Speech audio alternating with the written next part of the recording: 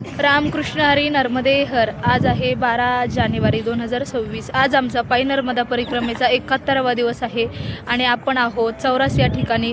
सुंदर अशी पाठीमागे जर बघत असाल तर कुटिया आहे. तर आपण चला संपूर्ण कुटियाचं जे आहे ते दर्शन घेऊयात. नर्मदे हर. तर इकडे आहे चौरासची ही कुटिया.